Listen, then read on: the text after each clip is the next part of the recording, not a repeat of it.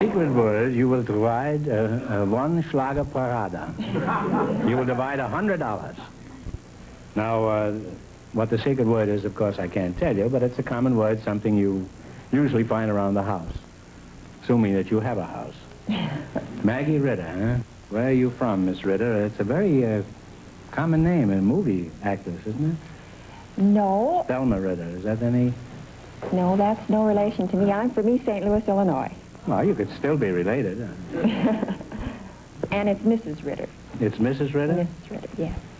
Well, I'm wasting my time here, I can see that. Do you object to revealing your age? No, I'm 31. 31, well, you're a fine-looking lass. Thank you. And Lou Orrit? That's right. That's a kind of an odd name, too. Are you related to Thelma Ritter? No, I'd like to be related to Mrs. Ritter. Well, you'll have to take that up with Mr. Ritter. This is a little out of my province. You know, where are you from, Mr. Orrit? I'm from Philadelphia, Pennsylvania. I was born about 2 blocks from Independence Hall. Oh, in other words, you're single, is that it? No, I'm married. You're married, and you still were kind of flirting with Mrs. Ritter here, weren't you? She's a very lovely person. Yeah. The fact that you're married, apparently, has made no impression on you at all.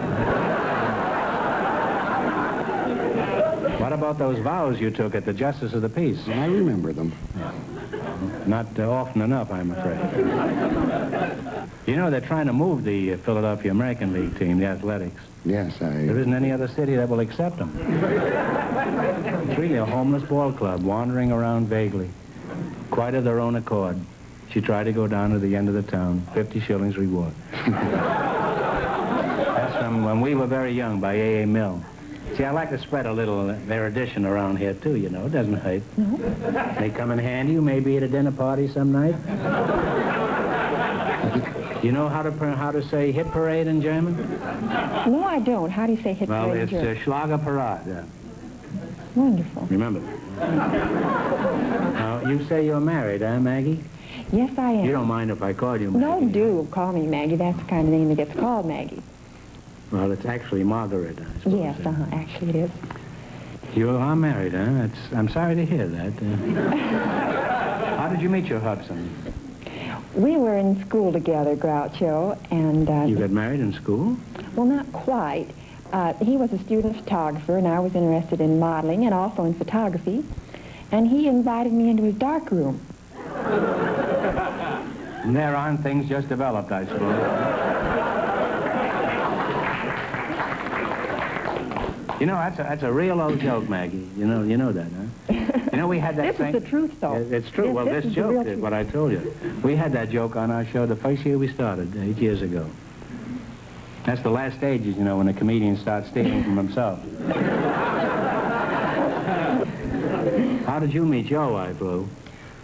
I met my wife in Phelps-Turkel. She was in men's underwear. That's even an older joke than the other one about it. No, that's really the truth. I went into Phelps-Turkel to buy some underwear for myself. This was here locally? Yes, California. about 6 years ago. Is she still in underwear? No. Is she out front tonight? Huh? And I'm going to get murdered, too. Well, she'll have to get in line. I'm first, you know. What sort of underwear do you sell, Lou? No, I don't sell. She sold underwear. I'm in the tuxedo business. Tuxedo business? Yes. What is a tuxedo? It's a junction, isn't it? No, it is a junction, but I represent one of the largest tuxedo concerns in America. After 6, tuxedo. After 6? What do you do around 4 o'clock in the You afternoon? get ready to wear the tuxedo after 6. Well, how is business? Business is very good. Our business has shown a very good increase over last year. Men are dressing up more today than they did before. Yeah, I looked at this audience. Isn't anybody out there with a necktie on? Now, what about you, Maggie? What kind of a racket kind of a job do you have? Well, I'm a beauty and charm instructor, Groucho. Oh, say, you two do well together, huh? Tuxedo and beauty and charm. What do you mean by beauty and charm? One of my clients is Western Airlines, and... You mean you put lipstick on an airplane? No, I teach their stewardesses how to be poised in midair. Oh, you mean without? Isn't it necessary to have a plane? Well, of course that helps, but I mean poise in the literal sense, how to be relaxed. You know, this last summer, a stewardess took one look at me and strapped me into a seat. Just why did she do a thing like that? Well, it was probably for your own safety.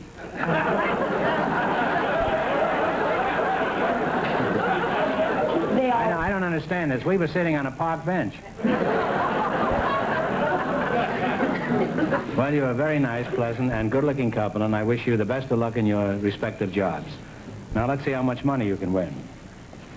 Remember, we start you off with a $100 bankroll. Each time you miss a question, you lose half of that bankroll, no matter what it amounts to at the time. You ready? You selected sports.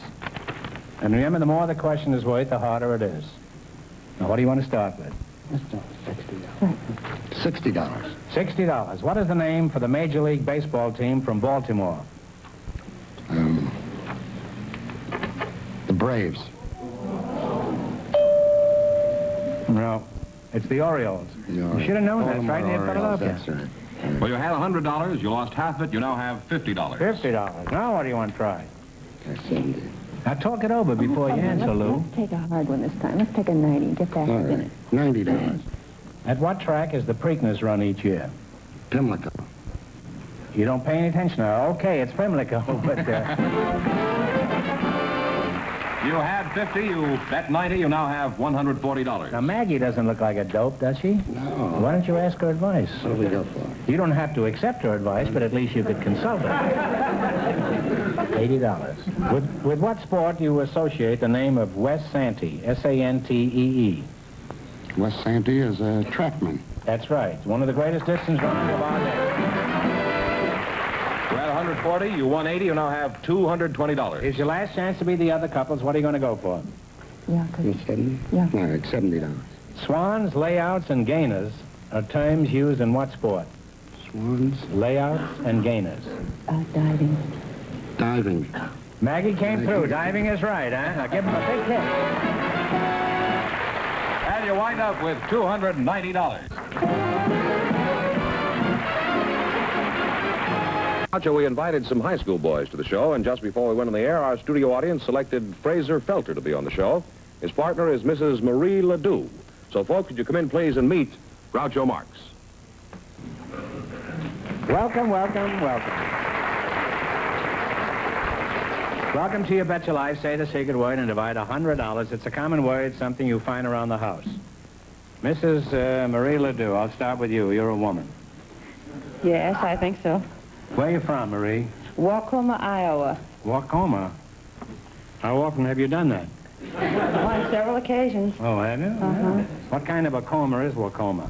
Well, Wacoma is a very small town. There are about 420 people there. At least the last time I was there, that was the number. Is this the county or the city? No, it's a small town, and of course it has a rural farm area around it. Wacoma, you know, is the name of an Indian, I believe she was the princess, and then Decorah was the chief, and he wooed Wacoma in his birch canoe and the Little Turkey River.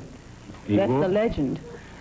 I can't speak from It's on the banks experience. of the Little Turkey? That's right. The Little Turkey River runs you right ever through swim the town. there? Oh, yes, yes. Was it fun swimming there, or did the giblets get in the way? Now, Fraser Felsnap, that's you? Felter, sir. Felter, huh? I'm sorry I've been ignoring you, but somehow it seems the only thing to do, you know. How old are you, Fraser? 17, sir. 17? 17. Well, you're pretty tall. You must have been about 4 feet tall when you were born, huh? Where are you from, Fraser? San Diego. San Diego? Yes, sir. Huh? You go to school, I should imagine, huh? Yes, sir. 17? I go to Helix High School. I'm a senior. Where? Helix High School. Helix High. I'm a senior. Do you have any interests aside from your school activities, like cracking an occasional safe? Well, I'm quite interested in junior achievement, sir. Junior achievement? Well, Yes, sir. congratulations, Well, Fraser. I don't know what it is, but congratulations. Sounds impressive, doesn't it? Yes, yes. Well, what is the purpose of this outfit? Well, selling to stock? Well, to teach high school students the fundamentals of business. They form a miniature business and complete the regular business cycle, producing a product and selling it on the open market. Well, tell us about your project, Fraser. Well, my particular company, we produced an address plaque. It hung from a wrought iron frame, And it was on a redwood plaque, and it had the house numbers on each side. And we sold our product door to door. And, well, I think at the end of the year, we paid back 7 or 8% dividend on the stock. You have a secretary or a businessman? Yes, I've got a secretary, sir. Does your secretary sit on your lap while you're dictating? No, sir. No? No. And you call that junior achievement? Fraser, you got a lot to learn about big business. Now, Marie, let's get back to you. Do you have any outside interests, or do you believe running a house is enough work? Oh, no. I own and operate the contour chairs, the Marie contour chairs. Have you ever heard of those? Oh, you're Marie. Oh, well, shake hands, right? How do you do? I saw that ice on your fingers there. I remember. I sat in one of those chairs once. I think it was one of those, and I slipped a disc. You did? Not in my chair. I sold it to Steve Allen. He was playing it on his midnight show. I can't believe it was my chair. Well, it may not have been a Marie chair. It was some kind of one of those convolutions. I don't remember the name. Not ours. Our chair actually revolutionized the sitting industry. Is that your business slogan? Well, that's one of them. We have others, too. I thought the ideal slogan in the chair business would be, put her there, Charlie.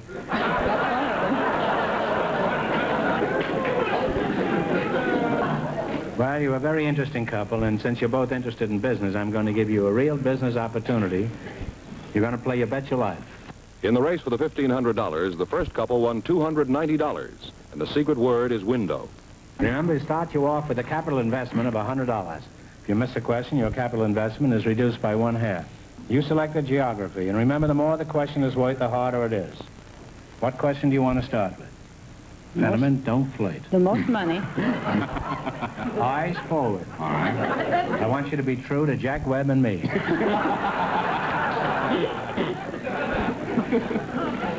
What do you want? 60 is fine with me. All right, sure. 60. Lambeth, Holborn, Chelsea, and Hampstead are all parts of what city? Talk it over. London, England. That's right. You won $60. You now have $160. Now, what do you want to try? Hard or easy? Well, you go ahead. You choose this one. Let's take $80. All right. On what island was Napoleon born? Talk it over. Is it the one he was sent back to? Yeah, that was Crete? Crete. No, it's Corsica. Corsica. Oh, I should have known that. Yeah. You had $160. You lost half of it. You now have $80. Okay, we'll build it up again. All right. It's time. Now, what do you want to try? Oh, 70? 70. All right. 70. In what country is the famous Black Forest? Germany. Germany. Germany is correct. You had 80. You won 70. You now have $150. Is your last chance to be the other couples? What are you going to go for? Can I take the last one? Take the most. 100? Okay, according to the last census, what is the largest city in the territory of Alaska?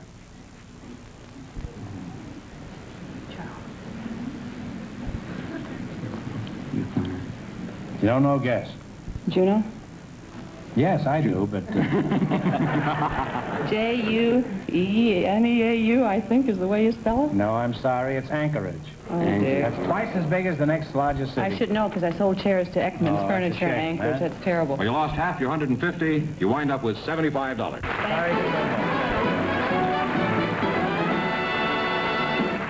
Would you be good enough to entice the next couple out here? All right, Groucho, we have some people with interesting jobs. Mrs. Kathleen O'Flynn and Mr. Abe Roth. Would you come out, please, and meet Groucho Marx? Say the secret word and divide $100. It's a common word. Something you find around the house. Abe Roth. Shake, Abe. Groucho? I haven't seen you in a long time. Quite some time. I haven't seen you for about 15 years. Last time I saw you, I think you were officiating at the Ramage-Hamas fight. Is that a long right? time ago. This is one of the greatest referees in this country.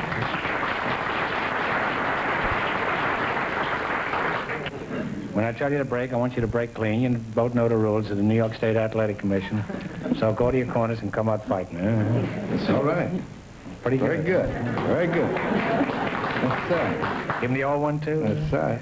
Abe, I've stalled as long as I can. Let's find out some facts about you that I don't know. Where are you from originally? I'm from New York, the east side of New York. Is that so? Well, you've lost most of your accent. Have I? Yes. I haven't, but you have. How long have you been handing down bum decisions? I've never given a bum decision, Groucho. Then why do you always leave the ring with a police escort? Is this really true that you never made a bum decision? Not to my knowledge. I never made a bum decision. I'm only kidding, Abe. I've decided you're as honest as the day is long. Thank you, Groucho. Of course, you realize the days are getting shorter now. Who are some of the big fighters that you've worked with in the ring? Well, I worked Tiger Flowers. Do you remember him? Yes, the Fighting Parson. That's the fella. He used to read a Bible before That's the right. fight. That's the fella, and do a flip after each decision. Yeah. Bud Taylor. I've worked Jack Dempsey. I've worked Clever Sensio, Fiddle the Barber. Henry Armstrong? Henry Armstrong. You name them, I've worked them in the last 30 I'm years. sure you have. You worked some of the biggest fights of the century, I know that. I'll come back to you in a minute, Abe. Why don't you do a little road work while I'm talking to Mrs. O'Flynn? All right. You could stand a little, Abe, you know. Yes, I could. Kathleen O'Flynn, eh? Yes.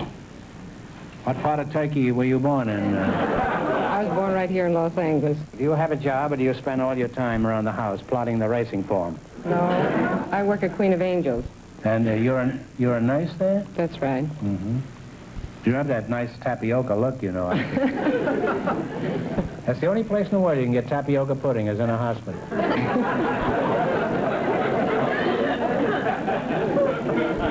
I suppose I came to your hospital. Would you look after me? Not unless you were going to have a baby.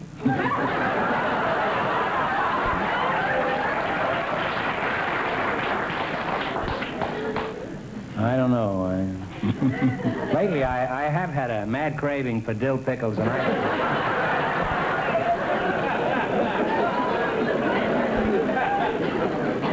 What is your job at the Queen of Angels, Kathleen? I'm the maternity supervisor. Well, you have charge of the whole thing. Maternity department, uh-huh. Must be interesting work. Do they keep you pretty busy? Lots of babies? Oh, yes. We average around 375 a month, and last year we had 4,531. It's fantastic. 4,500 babies in 1 year. It's a small city, isn't it? Yes. It's bigger than Waukema or Waukoma. 4,500 babies in 1 year. I'd like to hear the Russians say they invented that.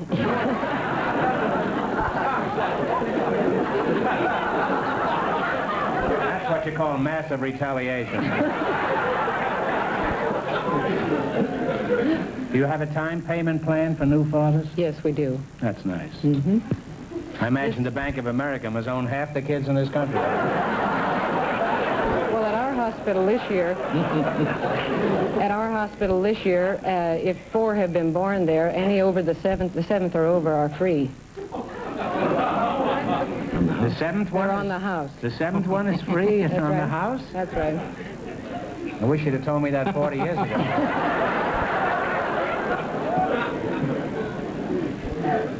Now, what are some of the things the new fathers say? Do they holler, "I was robbed"? No, they want to know how soon it's going to be born, and they want to know what when it is born, whether it's a boy or a girl. And once in a while, you'll hear a father say, "How come he had his already? My wife was in before his." Well, I don't blame them for being perturbed. I never did like people who sneak in the line ahead of you. I'd like to go on talking to you two, but it's time to play You Bet Your Life. We start you off with $100. If you miss a question, you lose half your bankroll. In the race for the $1,500, the first couple is still leading with $290. All right, now go to your corners and come out fighting. You selected music, and remember, the more the question is worth, the harder it is. Now, you can start with a 10, 20, 50, 80, 100, anything you want. Go ahead. 70. 70? Yes. 70. What noted English author, playwright, and composer wrote "Someday I'll Find You, I'll Follow My Secret Heart," and many other fine songs? Mad Dogs and Englishmen, you don't know? Noel Coward. Most famous English writer and composer. You lost half your $100, you now have $50. All right, now what do you want? 80? 80.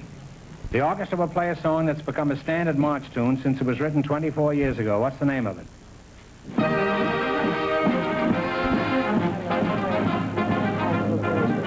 love a free. What is it? I Love a Parade. I Love a Parade is right.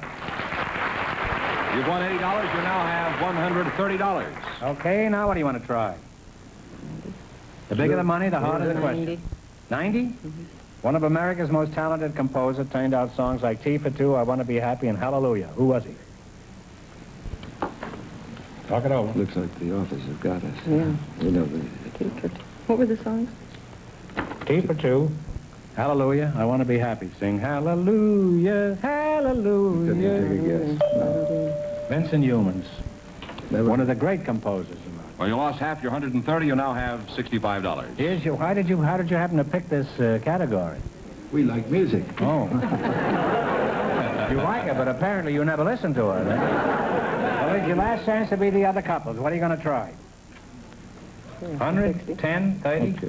60. 60. See if you can tell me the name of this song. It's been a standard for a long time. Music, maestro.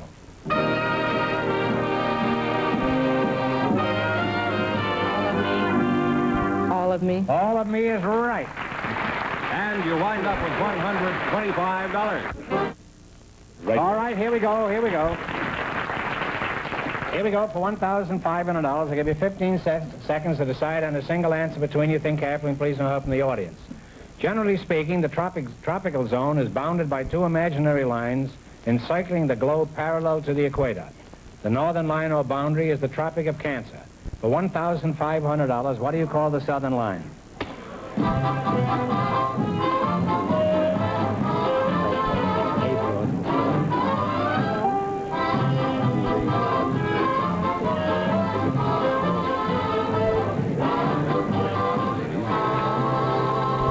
Okay, kids, what's the answer you two have decided upon?